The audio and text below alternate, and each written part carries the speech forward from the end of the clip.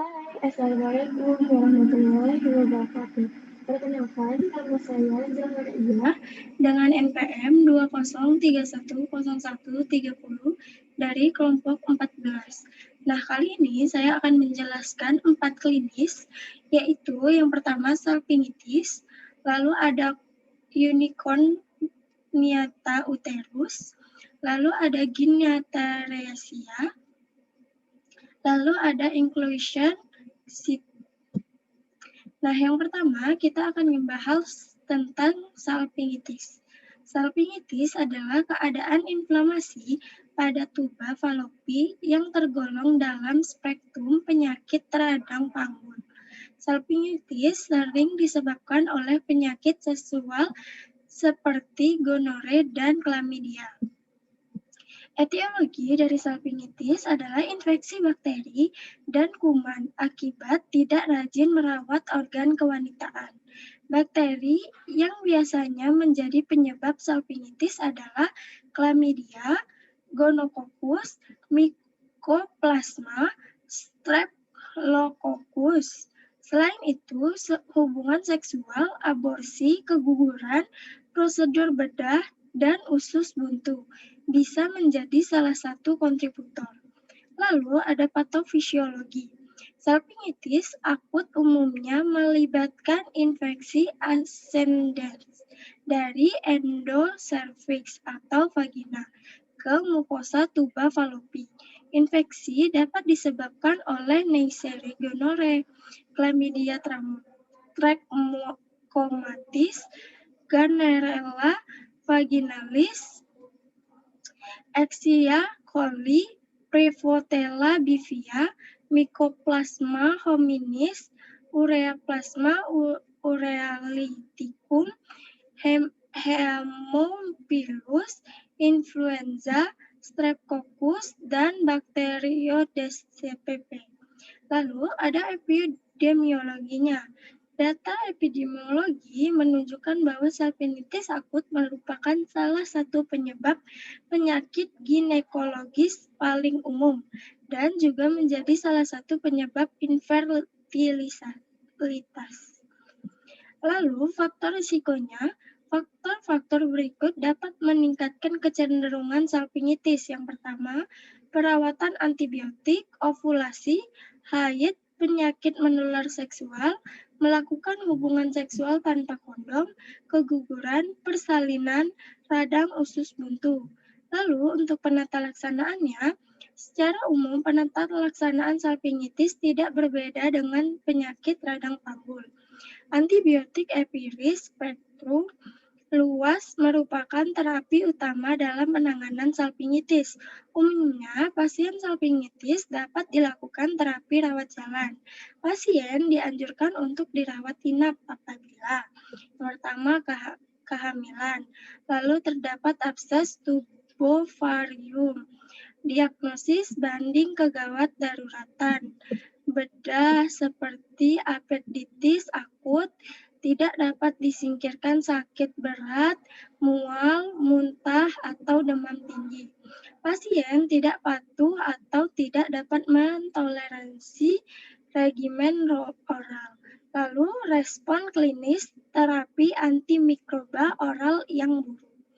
Lalu untuk komplikasinya, infeksi ovarium, infeksi rahim, infeksi pada pasangan seks, abses pada ovarium, kehamilan ektopik, infertilitas. Lalu untuk prognosisnya, prognosis salpingitis bergantung pada usia dan faktor risiko pasien. Namun, kebanyakan pasien dapat sembuh dengan baik. Risiko komplikasi salpingitis adalah infertilitas, abses tubovarium, dan kehamilan ektopik. Untuk pencegahan radang panggul ada beberapa hal yang bisa dilakukan untuk mencegah terjadinya radang panggul, yaitu jangan berhubungan seksual dengan berganti-ganti pasangan. Gunakan kondom saat berhubungan seksual, periksa kesehatan rutin jika memiliki risiko tertular infeksi menular seksual. Lalu konsultasikan pilih dan rencana penggunaan alat kontrasepsi dengan dokter. Lalu bersihkan area kemaluan dari depan ke belakang dan jangan sebaliknya. Lalu, bila menderita radang panggul, Anda dianjurkan mengajak pasangan untuk turut melakukan pemeriksaan. Hal ini diperlukan untuk mencegah berulangnya radang panggul. Nah, lalu kita ngebahas tentang inclusion cyst. Definisinya adalah kista kuteneus dengan dinding epitel, menyerupai epidermis yang memproduksi keratin. Daerah predileksi kista ini terutama pada wajah, kulit, kepala, leher, dan badan, walau dapat juga ditemukan di daerah lain. Nah, lalu untuk etiologinya, kista terjadi akibat penumpukan keratin. Keratin adalah protein yang terjadi secara alami di sel-sel kulit. Kista berkembang ketika protein terperangkap di bawah kulit karena gangguan pada kulit atau folikel rambut. Kista ini dapat terkait dengan kondisi genetik tertentu, terutama jika kista tumbuh sebelum pubertas, misalnya sindrom Gardner dan Gorlin. Selain itu, paparan sinar UV yang berlebihan juga bisa menjadi penyebab dari kista epidermoid. Patofisiologinya, kista epidermoid berasal dari sel epidermal yang mempenetrasi ke dalam kulit dan memultiplikasi membentuk dinding kista karena dinding kista dilapisi epitel gepeng bertingkat. Lapisan keratin akan terakumulasi dalam kista. Permukaan dalam kista dapat berhubungan dengan permukaan kulit melalui orifisium berisi keratin yang disebut punctum. Karakteristik ini merupakan tanda khas kista epidermoid. Nah, untuk epidemiologi dari kista, yaitu epidemiologi kista epidermoid ditemukan pada rentang umur yang luas, yaitu antara lahir hingga 72 tahun. Tetapi mayoritas pada dekade ketiga dan keempat hidup. Milia yaitu kista epidermoid kecil temporer. Umum terdapat pada bayi baru lahir. Kista epidermoid terutama ditemukan pada jenis kelamin laki-laki, 2 kali lebih umum daripada wanita. Nah, untuk faktor resikonya, orang yang terkena trauma kulit, infeksi HPV, jerawat, atau paparan berlebihan, terdapat matahari lebih berisiko mengalami kista epidermoid. Kista ini lebih sering terjadi pada pria berusia 30 sampai 40 tahun.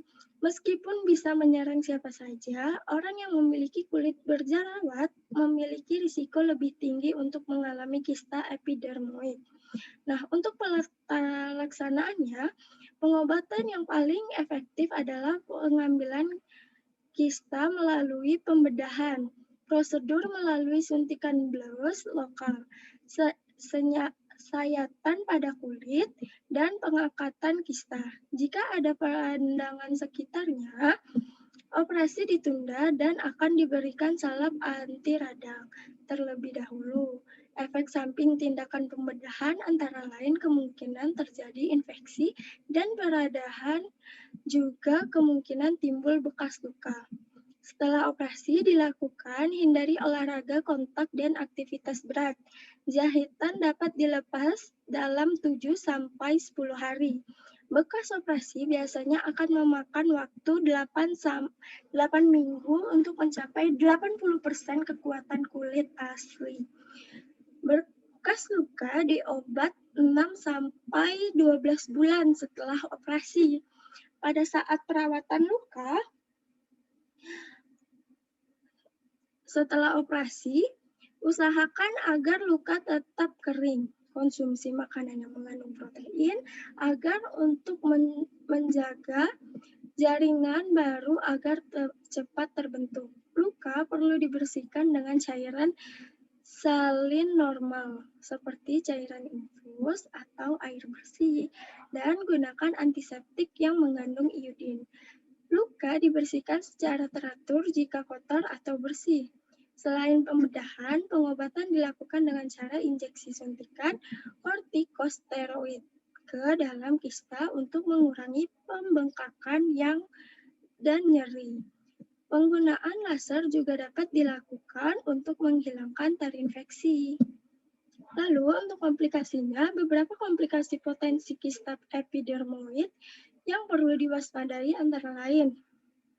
Yang pertama itu ada peradangan. Kista epidermoid menjadi lunak dan membengkak meskipun tidak terinfeksi. Kista yang meradang sulit untuk dihilangkan. Dokter kemungkinan akan menunda mengeluarkannya sampai peradangan mereda. Lalu ada yang pecah. Kista yang pecah sering menyebabkan infeksi seperti bisul yang membutuhkan perawatan segera mungkin. Lalu ada infeksi. Kista dapat terinfeksi dan menyakitkan. Lalu ada kanker kulit.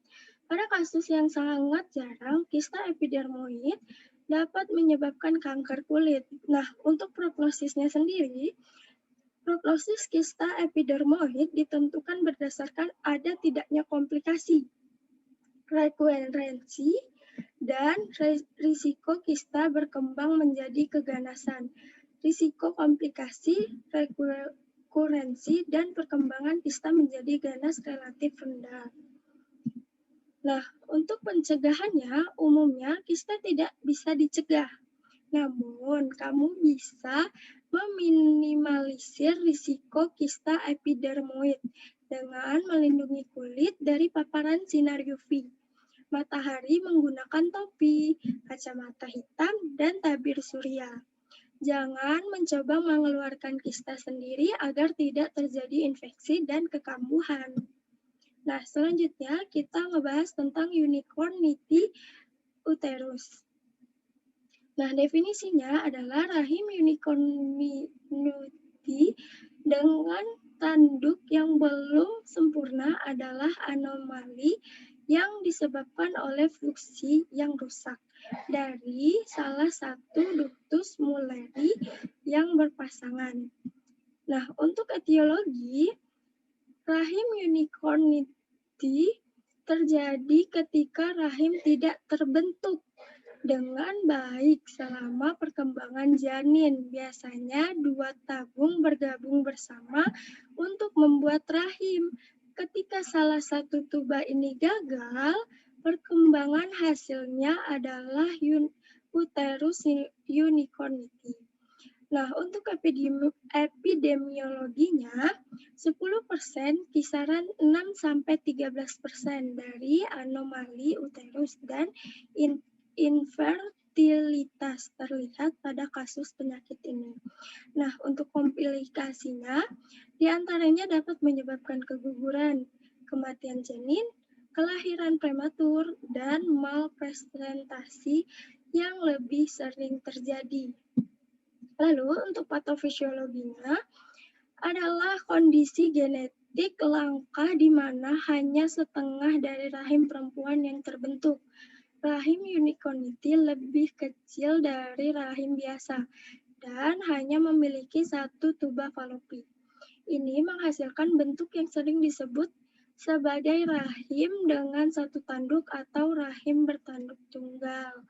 Wanita dengan rahim unicornity mungkin juga memiliki bagian rahim yang lebih kecil yang disebut hemiuterus. Hemiuterus ini mungkin tidak terhubung ke bagian rahim lainnya. Akibatnya, darah menstruasi tidak dapat mengalir keluar dari hemiuterus.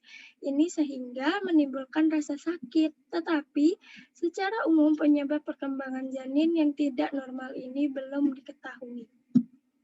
Nah, untuk tanda dan gejalanya, sakit perut jika ditemukan sisa-sisa rahim lainnya, susah hamil, komplikasi selama kehamilan dan atau persalinan, termasuk persalinan prematur, lalu ada keguguran dan persalinan sungsang kaki lebih dulu. Nah, untuk tata laksananya, operasi laparoskopik untuk mengangkat hemiuterus yang tidak terhubung yang mengakibatkan sakit perut karena ketidakmampuan darah menstruasi mengalir ke rahim utama. Perawatan khusus selama kehamilan atau persalinan untuk mengurangi risiko komplikasi termasuk kelahiran prematur, keguguran atau kelahiran sungsang kaki lebih dahulu. Nah, untuk prognosisnya dari anomali ductus Mullerian, uterus unicornity dianggap memiliki hasil obstetrik terburuk kedua, terburuk dengan uterus septate.